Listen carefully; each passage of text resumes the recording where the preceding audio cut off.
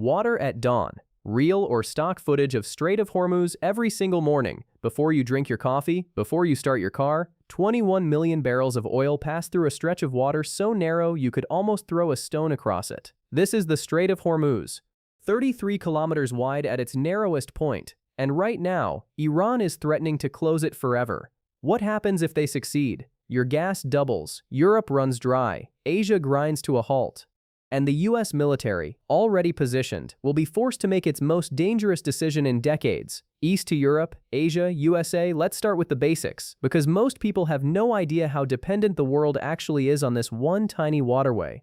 20% of all the oil traded in the entire world passes through the Strait of Hormuz every single day. Not 20% of Middle East oil, 20% of oil on Earth. Japan gets 90% of its energy through this strait, South Korea, 80%, India, 60%. Even Europe, which has spent years trying to reduce its Middle East dependency, still gets 30% of its oil from here. Now look at the geography. Iran sits on the entire northern coastline of this strait.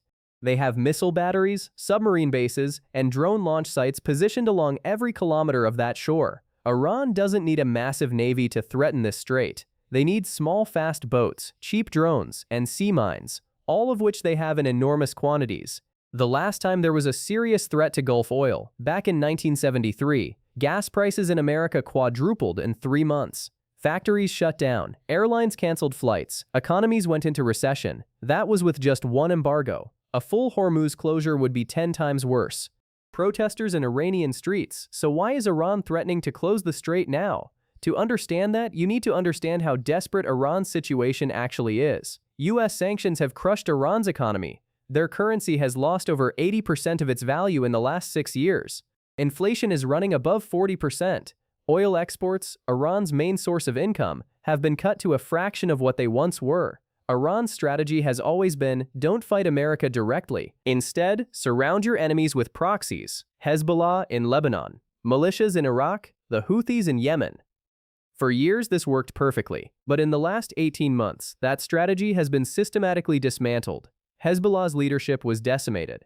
Houthi positions have been struck repeatedly by US and British forces. Iranian military commanders have been killed inside Iranian territory. With its proxies weakened and its economy broken, closing the strait is Iran's last real card.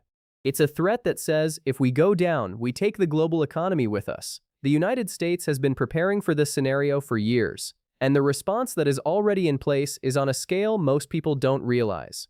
Right now, the US has 2 aircraft carrier strike groups positioned within striking distance of Iran. Each carrier group includes destroyers, submarines, and aircraft capable of executing strikes within minutes, 1,000 kilometers of Iranian targets. That cuts strike time dramatically compared to flying from the continental United States. But here's what makes this situation different from any previous Gulf crisis. Technology has completely changed the equation. Iran's primary weapon for closing the strait is sea mines. In the past, clearing mines required putting human divers and slow ships into extremely dangerous water. Today, the US and its allies have autonomous underwater drones that can scan the seabed with millimeter precision, detect mines, and neutralize them without putting a single sailor at risk. A coalition of more than 35 countries, including France, the UK, Japan, South Korea, and Australia, has publicly committed to keeping the strait open. This is not just a US-Iran confrontation. This is Iran versus essentially the entire global economy. Now here is the part of this story that almost nobody in Western media is covering properly.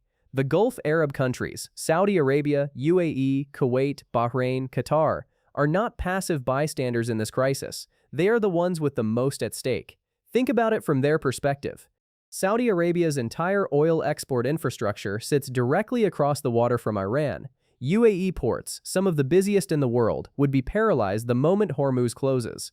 Kuwait's economy depends almost entirely on oil exports through this same strait. This is why Gulf countries have been quietly but aggressively upgrading their military capabilities for years.